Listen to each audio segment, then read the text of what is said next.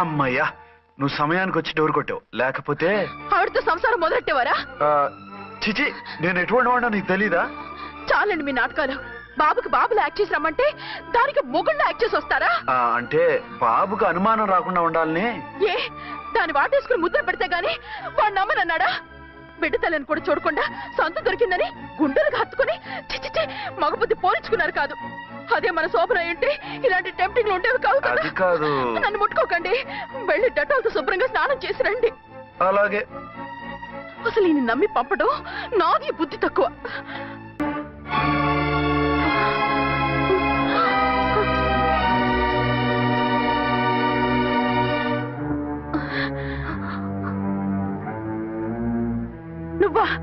నువ్వు వేషాలు ఎందుకు వచ్చావు? నన్ను ఎందుకు మోసం చేశావు? సారీ, నిన్ను మోసం చేసింది వీడి కాదు, వారు. మా ఆయన ఎక్కడా? బైబిల్ మొత్తం చదివి యేసు ప్రభు ఎవరని అడుగుతా వింటమ్మా. ఎంతకాలం నీ కొమ్మగుడు ఉన్నారనుకుని తెగ మురిసిపోయారు. కానీ మీరు కట్టుకున్నది పంచుకున్నది ఒకే ఒక మొగుణ్ణి, వారే వీరు.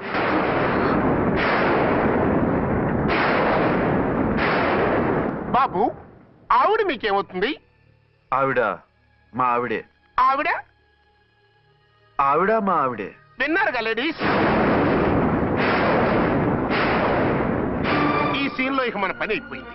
ఇప్పుడు వన్ డే మ్యాచ్ మొదలవుతుంది. టాస్ వేసుకుని ఎవరు బౌలింగ్ చెయ్యాలో ఎవరు బ్యాటింగ్ చెయ్యాలో వాళ్ళే డిసైడ్ చేసుకుంటారు. మనం గ్యాలరీలో కూర్చుని మ్యాచ్ చూద్దాం. పద. ఎందుకింత మోసం చేశారు?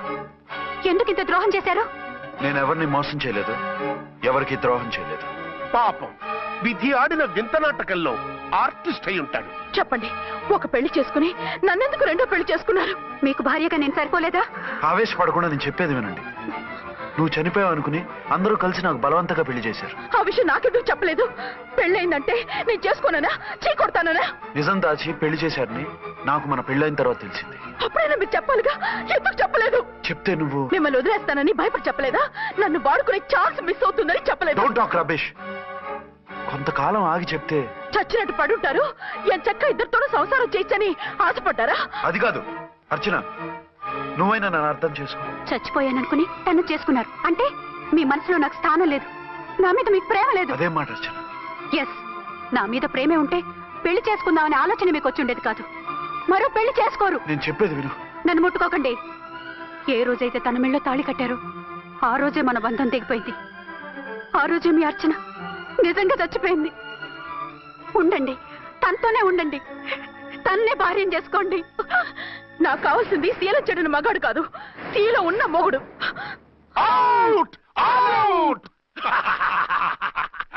బంగారం లాంటి మా సిఐ గారి కాపురాల్ని నాశనం చేశారు. వచ్చే సినిమాలో హీరోగా పుట్టి మీ ఇద్దరి అంతు చూస్తాను. ఖబర్దార్. ఏమో అర్చన, ఏమిటి నువ్వు చేసిన పని? మాట్లాడుకో, నీకు మాట్లాడే అర్హత లేదు. నేను నీ తల్లినే. కూతురి మొగుడికి రెండో పెళ్లి చేసిన నువ్వు తల్లివా? నాకు సవతిని తెచ్చిపెట్టిన నువ్వు తల్లివా? తల్లివైతే నీ అల్లుడికి మళ్ళీ పెళ్ళెందుకు చేశావు? నువ్వు చచ్చావని అతను కుమిలిపోతుంటే చస్తాడేమని భయపడి పెళ్లి చేశానే. ఏం తప్ప? ఖచ్చితంగా తప్పే. నాకే కన్నొక్కరా కానొక్కరా, నాలో ఏ లాభం ఉందని, ఏం తక్కువ అని రెండో పెళ్లి వాడికి రెండో పెళ్ళంగా పడి ఉండాలి. అంటే జీవితాంతం మొగుడు లేకుండా బతుకుతావా? మొగతోడు లేకుండా ఉంటావా? ఏ మొగుడు లేకుండా బ్రతకలేనా? ఆడదానికైనా మొగుడు అవసరం, మగాడికి పెళ్ళ అవసరం లేదా? నేను ఇంకో మొగాడిని చేసుకుంటే అతను సహిస్తాడా, భరిస్తాడా? మగాడికి ఆడదానికి పూలిగెట్టు. మగాడికి ఏమైనా కొబ్బలున్నాయా? స్పెషల్ గా పైనుండి ఊడి పడ్డాడా?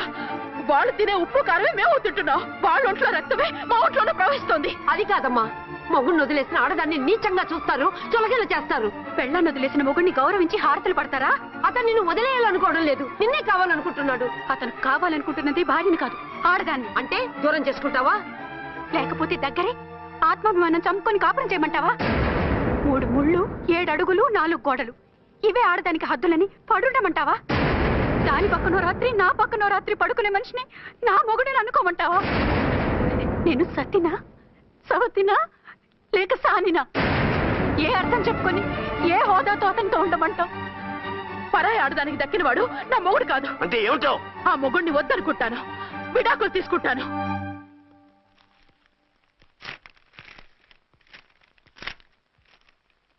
ఏమిట్రాది? లాయర్ నోటీసులు. లాయర్ నోటీసులు ఎవరు పంపారు? నీ కోడళ్ళు. దేనికి? వాళ్ళకి విడాకులు కావాలంట. నువ్వెందుకురా బాధపడతావు? సిగ్గు ఎగ్గు లేకుండా విడాకుల కోసం కోర్టుకెక్కినందుకు వాళ్ళు బాధపడాలి. నీలాంటి మంచి మొగుడిని దూరం చేసుకుంటున్నందుకు వాళ్ళు ఏడవాలి. మీసం లేని వాళ్ళు వాళ్ళకి అంత పట్టుదల రోషం ఉన్నప్పుడు మీసం ఉన్న మగాడివి నీకెంత ఉండాలరా? వాళ్ళకి నువ్వు అక్కర్లేనప్పుడు నీకు వాళ్ళు అక్కర్లేదు. ఇంతకాలం నువ్వు చెప్పింది నేను విన్నాను, ఇప్పుడు నేను చెప్పింది నువ్వు వినాలి. మొగుండి వదిలేసిన వాళ్ళకి మొగుడు దొరకలేమో కానీ పెళ్ళాం వదిలేసిన మొగుడికి 1,00,000 మంది దొరుకుతారు. నువ్వు మళ్ళీ పెళ్లి చేసుకో. అప్పుడు గాని జనం నేల మీద ఉయ్యరు. ఊహించుకుని పనిచేసింది వాడురా. నువ్వు వాళ్ళని మర్చిపోలేక జీవితాంతం నరకం అనుభవిస్తుంటే చూసి ఆనందించాలని వాళ్ళ ప్లాన్. నువ్వు మళ్ళీ పెళ్లి చేసుకుంటే ఆ కుక్కలు చెప్పుతో కొట్టినట్టు అవుతుంది. అంటే ప్రతీకారం కోసం పెళ్లి చేసుకోమంటావా? లేకపోతే ఇంకా వాళ్ళకి మొగుండని వాళ్ళ ఫోటోలు పట్టుకుని కుళ్ళి కుళ్ళి ఏడుస్తావా? ఒక్కసారి చేసిన తప్పుకే నరకం అనుభవిస్తున్నాను. మళ్ళీ జీవితంలో అటువంటి పొరపాటు చేయను. పోనీ చెయ్యని పొరపాటు చెయ్యి, కొత్త వాడు చేసుకో.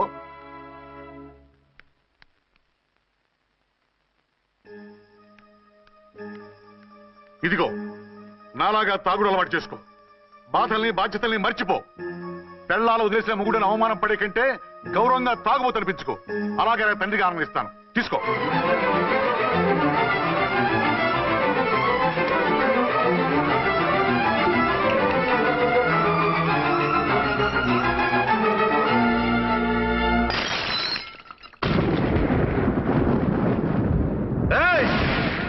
అర్చన, ఝాన్సీ, బయటికి రండి.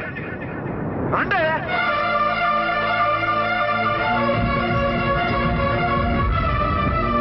भाई और बहनों, देखो, ये मेरा फर्स्ट पत्नी है. ఇది నా సెకండ్ పత్ని.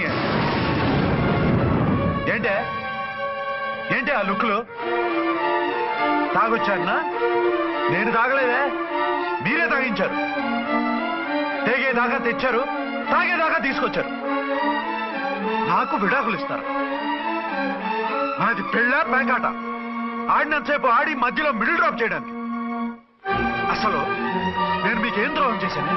నువ్వు తిరిగి రాగానే on the spot first night cancel చేసుకుని నీ దగ్గర పరిగెత్తు రావడవా? ఇంకో మగాడు ఎవడైనా అయితే అలా వచ్చేస్తాడా? చెప్పను. ఛాలెంజ్. నువ్వు చచ్చావనుకుని పిచ్చి వెదవలా తయారయ్యాను. కళ్ళు పూసుకుంటే కళ్ళలోకి వస్తున్నావని కంటికి నిద్ర లేకుండా కడుపుకి తిండి లేకుండా గడిపాను. చచ్చి నీ దగ్గరికి వద్దాం అనుకున్నాను. కానీ నా కన్న తల్లిని మర్చిపోలేక తాగుడికి అలవాటు పడ్డ మా నాన్న నా జీవితంలా నీ జీవితం కాకూడదురా, భార్య లేని లోటేంటో నేను చవి చూశాను, మళ్ళీ పెళ్లి చేసుకోరా అని బలవంతం చేస్తే చచ్చి కన్న తండ్రిని ఏడిపించలేక బతికి దీన్ని పెళ్లి చేసుకున్నానే తప్ప దీని రంగు పొంగు చూసి వెర్రెత్తి కాదు. అది నేరమా? పాపమా?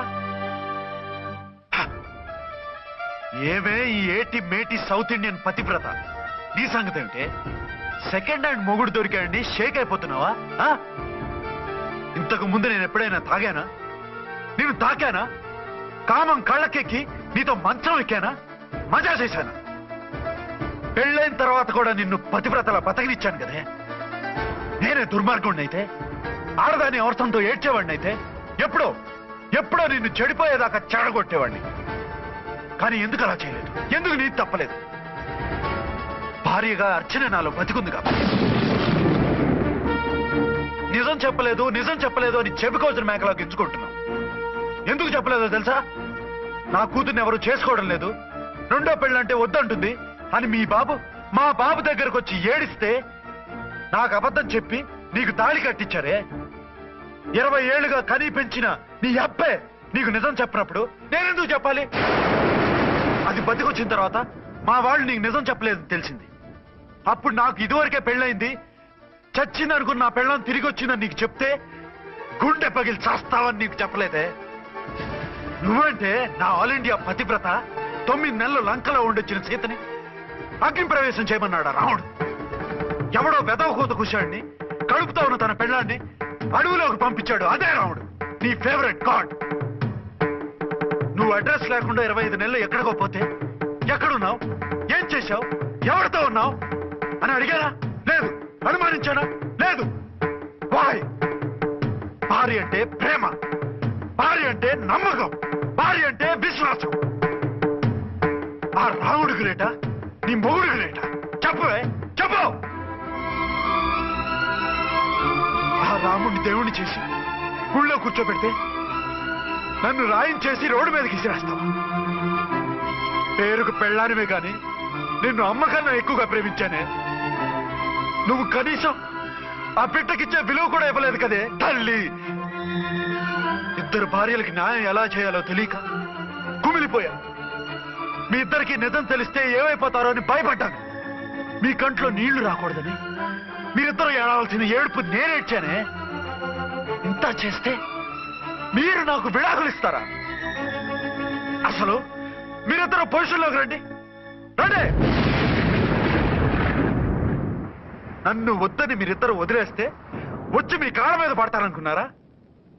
నెవర్. అవును, నన్ను వద్దనుకున్నప్పుడు నేను కట్టిన ఆ మంగళసూత్రాలు మాత్రం ఎందుకు? సేఫ్టీగా వాటిని అలాగే ఉంచుకుని మాజీ భార్యలుగా హ్యాపీగా బతుకుదాం అనుకుంటున్నారా? నో, మీకు ఆ ఛాన్స్ ఇవ్వను. తాళి ఉన్న పెళ్ళాలుగా కాదు, తాళి తెగిన భార్యల్లా, మొగుడు చచ్చిన విధవల్లా మీరు తెల్ల చీరలు కట్టుకునేట్టు చేస్తాను. విడాకులు ఇవ్వకుండా మిమ్మల్ని విడోలు చేస్తాను. జీవితాంతం కుళ్ళి కుళ్ళి కుళ్ళి ఏడ్చేలా చేస్తాను. బాయ్. ఆగండి. ఏ, నేను చావడం కూడా నీకు ఇష్టం లేదా? మీరు బతకాలి, నిండు నూరేళ్లు సుఖంగా జీవించాలి. మీ మీద ప్రేమ లేక కాదు, మీరంటే ఏంటో తెలియక కాదు. నా వల్ల మీకు ఝాన్సీకి అన్యాయం జరగకూడదని నేను మిమ్మల్ని అనుమానించాను, అవమానించాను.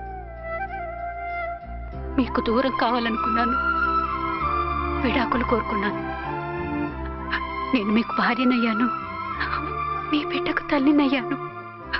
కొంతైనా మీతో జీవితాన్ని తృప్తిగా అనుభవించాను. కానీ ఝాన్సీ ఒక్క పసుపుతాడు తప్ప భార్యగా ఏమీ పొందలేదు.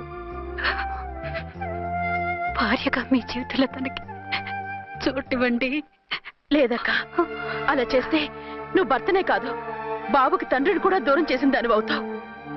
ఆయన మనస్ఫూర్తిగా ఇష్టపడి చేసుకుంది నిన్ను, ప్రేమించింది నిన్ను. ఆయన మనసులో నీకు తప్ప నాకు స్థానం లేదు. నువ్వు బలవంతంగా నన్ను భార్యని చేసినా మనిషిని సొంతం చేసుకోగలను గాని మనసును పంచుకోలేను. ఆ భార్య స్థానం ఎప్పటికీ నీదే. ఒకరి మీద ఒకరు ఇంత ప్రేమను పెట్టుకొని ఒకరి గురించి ఒకరు ఆలోచించి మీ జీవితాలని పాడు చేసుకోకండి. అక్క చెల్లెళ్ళలాగా కలిసిమెలిసి అతను సుఖపెట్టి మీరు సుఖంగా ఉండండి. క్షమించండి, నాకు భార్య అర్చనే కానీ ఝాన్సీ కాలేదు. అవునా? ఆయన ఎప్పటికీ శ్రీరామచంద్రుడిలాగానే ఉండాలి. ఆ రాముడికి సీత ఒక్కటే, ఆ సీత అక్కే. మరి నీ బతుకు? నేను మళ్ళీ పెళ్లి చేసుకుంటాను. నా గురించి